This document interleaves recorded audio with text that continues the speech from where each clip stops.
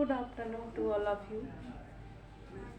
TGT PGT dream education YouTube channel आपका तहे दिल से स्वागत करते हैं। मैं आपसे कुछ कहना चाहती हूँ। किसी भी लक्ष्य या मंजिल को पाने के लिए धैर्य, साहस, लगन, निष्ठा एवं निरंतरता की महत्वपूर्ण भूमिका होती है।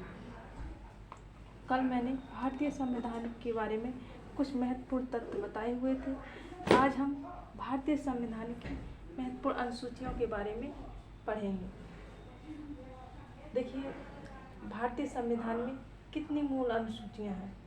तो पहले मूल संविधान में सिर्फ 8 अनुसूचियां थी। अब कितनी हो गई हैं? अब 12 अनुसूचियां हो गई हैं। देखिए, हम पहली अनुसूची के बारे में पढ़ेंगे। पहली अनुसूची में क्या दिया गया है? तो भारतीय संविधान की पहली अनुसूची में राज्य, संघ राज्य, क्षेत्र के बारे में बताया गया है। देखिए, जब किसी राज्य या संघ राज्य होगा तो उसको चलाने के लिए कोई ना कोई व्यक्ति जरूर होगा।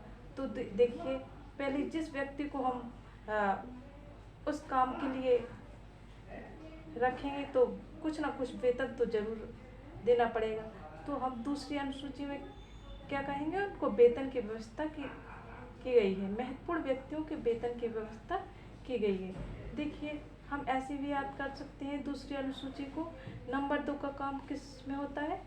नंबर 2 का काम 2 अनुसूची में, मतलब तो क्या है? दूसरी अनुसूची में क्या है? वेतन। फिर इसके बाद तीसरी अनुसूची में शपथ। देखिए, हमारे संविधान में राष्ट्रपति की शपथ की चर्चा नहीं है, क्योंकि वो अनुच्छेद 60 में शपथ की चर्चा है उनकी, और बाकी सभी के शपथ की चर्चा की गई है। देखिए, अब नंबर 2 का पैसा कमाएंगे तो तीसरी अनुसूची में शपथ दिया गया कि इससे ज़्यादा वेतन नहीं ले सकते आप। जितना वेतन दिया जाएगा उतना ही मिलेगा। तो क्या कहेंगे? शपथ दिलवाएंगे।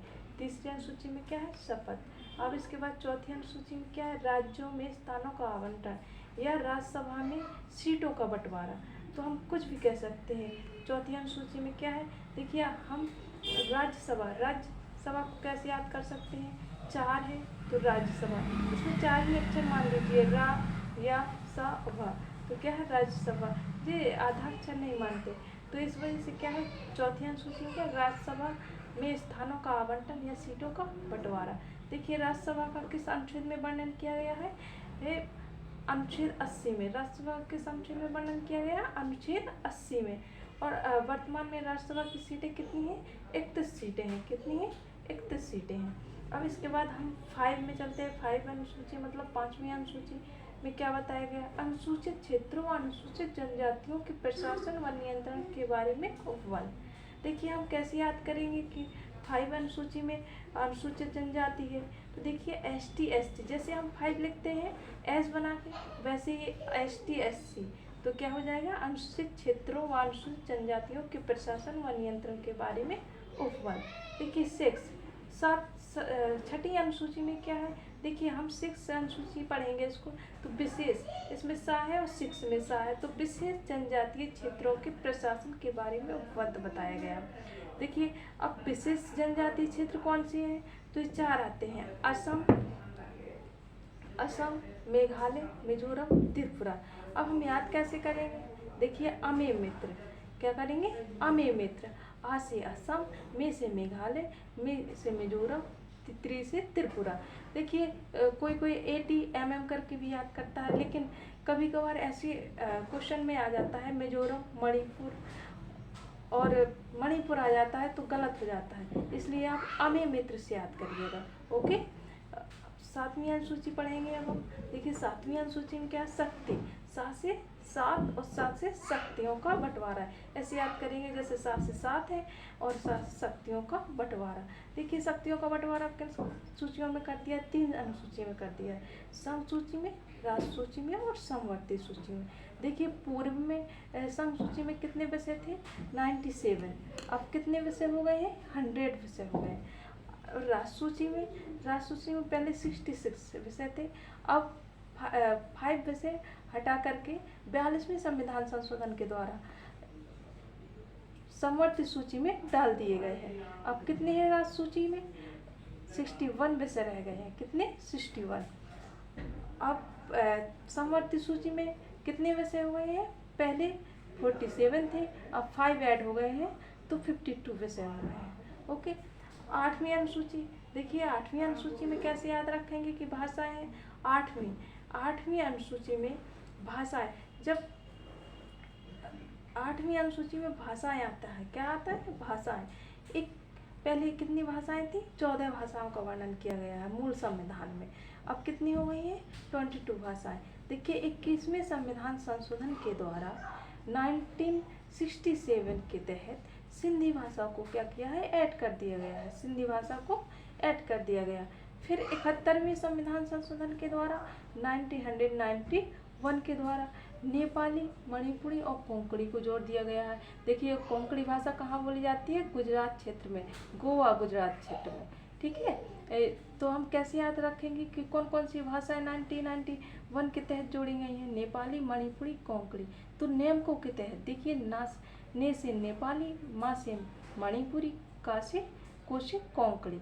ठीक है। फिर इसके बाद 92वें संविधान संशोधन आया। वो कब आया? 2003 में। तो इसमें कौन कौन सी भाषा को ऐड किया गया है? बोडो, डोंगरी तथा मैथिली। हम याद कैसे करेंगे? बोडो में, देखिए इसको याद करना है। बोडो में बो से बोडो और डो से डोंगरी और मे से मैथिली। देख लीजिए मैथिली भाषा कहाँ बोली जाती है? बिहार साइड बोली जाती है। ओके। इसके बाद आता है 9वीं अनुसूची। तो देखिए हम 9वीं अनुसूची को नौवीं कह सकते हैं, मां निकाल सकते हैं पीछे के अक्षर। तो क्या हो जाएगा? भूमि सुधार। क्या आता है? भूमि सुधार। हमेशा याद रहेगा। नौवीं भूमि सुधार की व्यवस्था की गई। इसके बाद आता है 10वीं अनुसूची। 10वीं अनुसूची में दल बदल कानून को लाया गया। देखिए योग्यता के अनुसार क्या है? योग्यता के अनुसार दल बदल कर सकते हैं। तो क्या है ये? 10वीं, दा से दा और दा से दल, कभी भूलेगा भी नहीं, दल बदल। फिर आता है 11वीं अनुसूची। इसको भी ऐड किया गया है पंचायतों की व्यवस्था 11वीं अनुसूची के तहत। और देखिए सबसे पहले हम पंचायतों की व्यवस्था हुई है, इसके बाद नगर पालिकाओं की व्यवस्था होगी। सबसे पहले किसकी? पंचायतों की व्यवस्था की गई 11वीं अनुसूची में। इसमें देखिए कितने विषय हैं? पंचायतों की व्यवस्था। फिर इसके बाद 12वीं अनुसूची नगर पालिकाओं की शक्तियों, प्राधिकार और उत्तरदायित्व की व्यवस्था। फिर इस 12वीं अनुसूची में क्या है? नगर पालिकाओं की व्यवस्था है। किसकी व्यवस्था है? नगर पालिकाओं की। देखिए 11वीं अनुसूची में पंचायतों की व्यवस्था है, तो इसमें कितने विषय हैं? 29 विषय हैं। कितने विषय हैं? 29। और नगर पालिकाओं के में कितने हैं? 18 विषय हैं। कितने? देखिए जो पंचायत की व्यवस्था है इसमें 29 विषय हैं। कितने विषय हैं? 29। और नगर पालिकाओं की शक्तियों, प्राधिकार और उत्तरदायित्व की व्यवस्था इसमें कितने विषय हैं? 18 विषय हैं। Thank you friend. आपको ये वीडियो अच्छा लगा तो लाइक, शेयर, कमेंट कीजिए और चैनल को सब्सक्राइब जरूर कीजिए। ऐसे ही वीडियो प्राप्त करने के लिए आप चैनल को सब्सक्राइब कीजिए। Thank you friend. Thank you.